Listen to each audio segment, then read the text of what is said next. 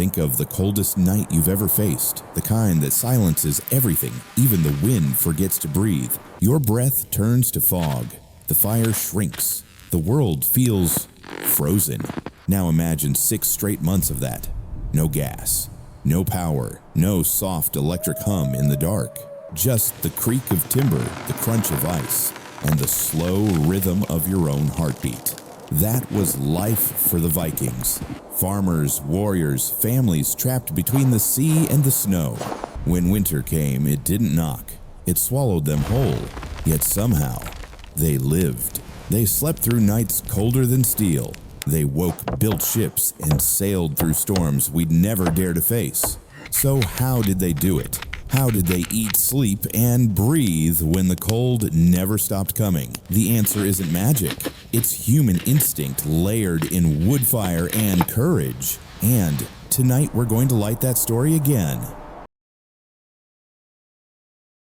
The wind never stopped in the north. It howled through frozen valleys, carving the earth into ice and silence. In winter, the sun barely rose, and when it did, it felt like a dying ember behind the clouds. This was Scandinavia in the Viking Age. 9 centuries ago, men and women lived where frost ruled and warmth was borrowed, never owned. Temperatures dropped to 30 below. Nights stretched 18 hours long. The sea froze. The earth cracked. And yet, life went on. They plowed frozen soil, herded animals through snow so deep it swallowed the fences. When storms came, they didn't flee.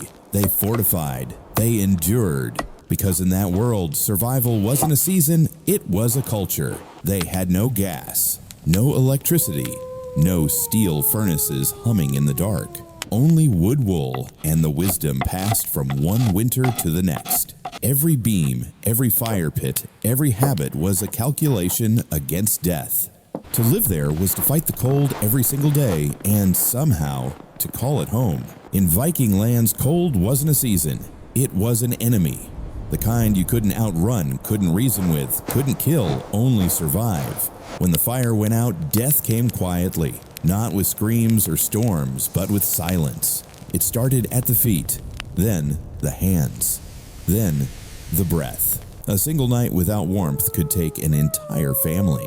That's why winter wasn't just weather, it was war. Villages pulled tight, everyone gathering into one smoky, dim-lit hall. Every heartbeat, every ember mattered. They fought with fur instead of armor, with body heat instead of swords. Because warmth wasn't comfort, it was life itself. Today, we lose power for a night and panic. Back then, they lost it for half a year. And they endured. No complaints, no backup generator, just grit, routine, and trust. Every night was a countdown, every dawn a small victory. That's what survival meant in the North, not winning against nature, just refusing to surrender.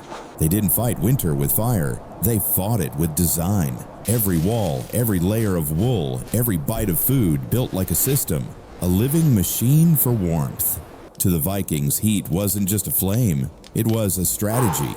Their homes were half buried in the earth, trapping warmth like a thermal vault. Their roofs not wood, but sod, 2 feet thick, breathing with the land. Even their floors mattered. Straw hides and packed dirt worked together like nature's insulation foam. They engineered survival long before the word existed. Warmth by design. That was their way.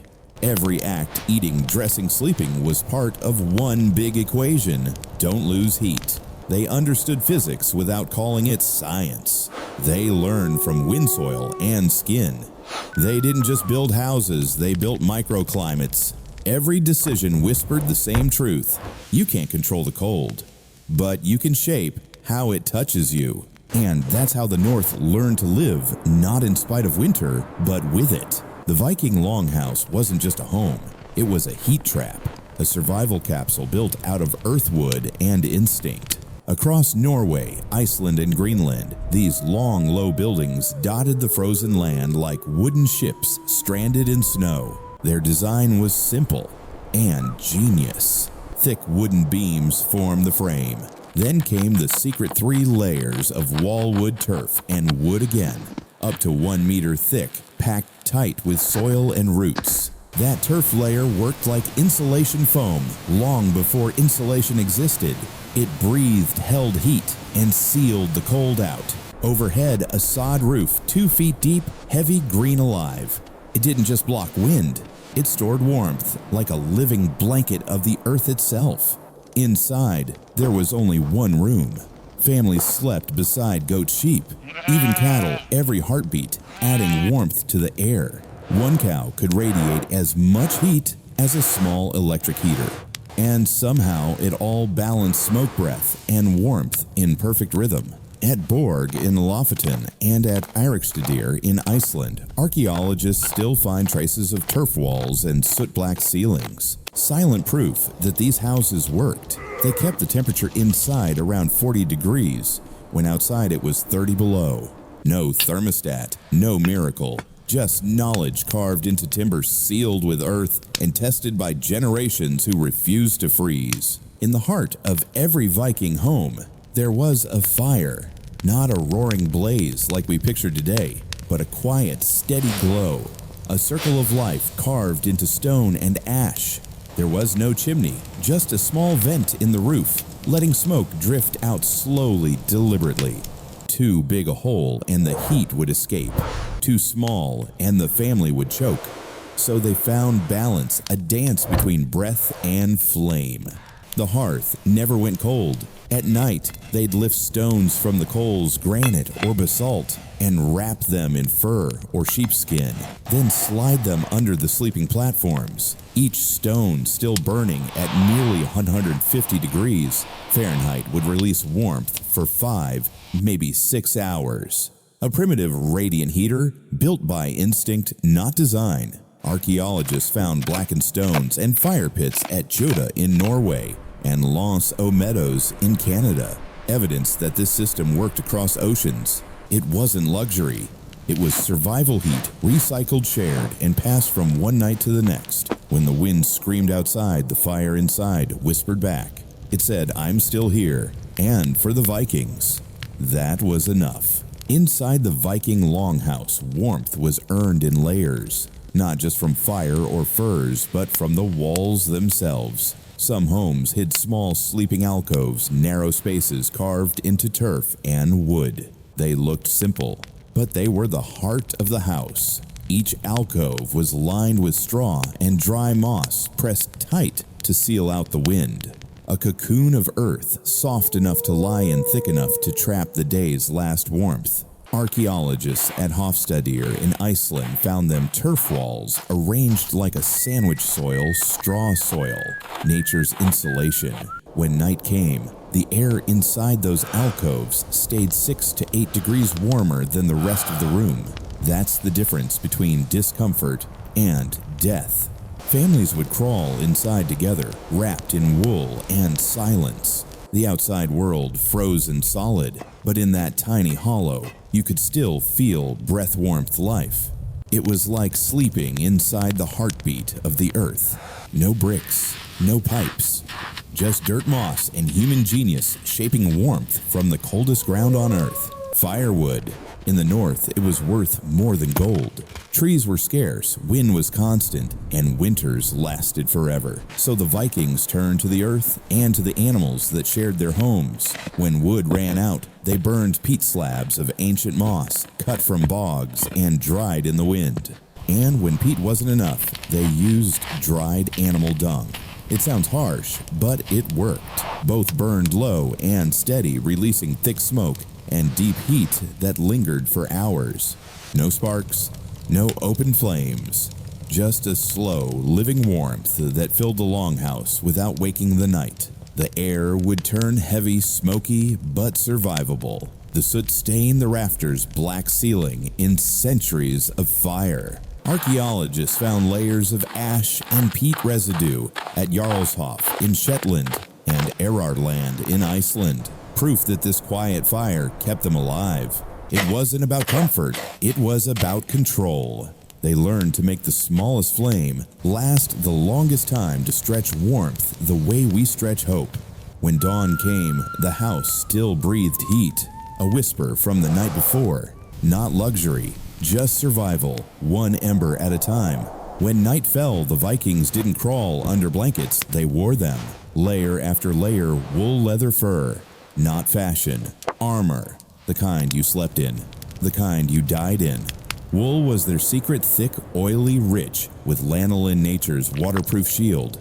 Even wet it trapped heat, hugging the skin like a promise. Modern hikers call it the onion system. The Vikings mastered it 1,000 years early. At the Osberg ship burial in Norway, archaeologists found proof 3 wool tunics, a sheepskin hood, and fur-lined cloaks, enough to keep body heat above 95 degrees even when air froze solid. No electricity, no heaters, just skin wool and willpower, woven to defy the cold. Before the fire dimmed, the Vikings lit another inside, not with wood or stone, but with food. They knew warmth begins within. Before sleep, they ate heavy meals, barley porridge, thick with fat bone broth, dried fish, soaked in oil. Modern science calls it metabolic heat. They just called it dinner. Studies from Ribe, Denmark show their diet was 70 to 75% fat, whale blubber, seal meat butter marrow, slow-burning logs for the night. As they slept, their bodies turned food into fire. No smoke, no flame, just warmth blooming under the skin. It wasn't gluttony, it was survival. Each spoonful a quiet prayer against the cold. Quiet, human, alive. It worked against every law of nature. Inside a Viking longhouse, the air stayed 70 degrees warmer than the storm outside. One cow gave off the heat of a 1,000-watt heater. Hot stones glowed for 6 hours. Turf walls added 6 degrees more. Fat-rich meals kept bodies burning till dawn. No power, no gas, still warm. Every ember, every breath, part of a perfect system built for survival, not comfort. They didn't just endure the Arctic, they mastered it with dirt fur, fire, and faith. Even today, step inside a reconstructed longhouse, and you'll feel it's still heavy warm. That heat isn't physics. It's legacy proof of a people who refused to freeze. Warmth wasn't comfort, it was survival. The Vikings didn't fight cold with fire, they fought it with connection. People, animals, and earth breathing as one. Every ember, every wall, every heartbeat shared the same warmth. They didn't live apart from nature, they lived inside it, sleeping with livestock, burning the ground for heat, giving warmth back through work and will. We burn energy to feel warm. They burned nothing and felt alive. To them, warmth wasn't luxury. It was proof of life. A quiet victory whispered between man and winter. We're still here.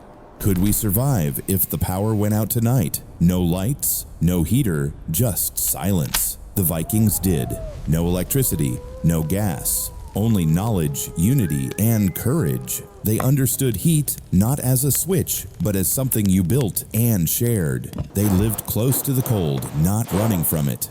Maybe that's what we've lost. We've traded wisdom for convenience, fire for wires, warmth for comfort. When the next blackout comes, the question isn't how we'll stay warm, but whether we still remember why. They lived by fire. We live by wires. When winter finally broke, they didn't rest. They rose. The ice cracked, the winds shifted, and the Vikings moved again. They built ships, long, lean, alive, shaped by the same hands that once built fires in the dark. They followed the edge of the melting sea, chasing horizons no one had ever seen.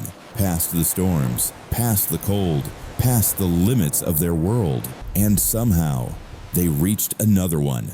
A land no map had ever drawn, no compass had ever pointed to.